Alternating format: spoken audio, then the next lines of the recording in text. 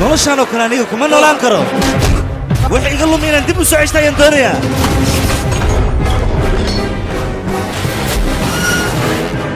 maya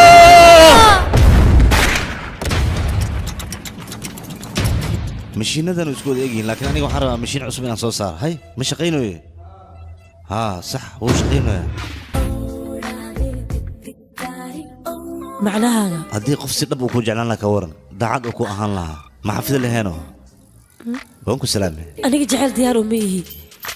wiilkaygu way qurux badan tahay qof adiga dooqin aniga san ku jeclaanaa ma jeclaan aniga baa saas dhahaysaa aniga waan ka xumahay qof ay hooyadeed ii dooqin ma guursan karo waxaa kaaga dara codkeeda macaan waaye jaceylkaaga waa inuu ahaadaa mid daacada wax walbaan ku qaban warqadaanan kugu caddeeyey ee adiga isgaro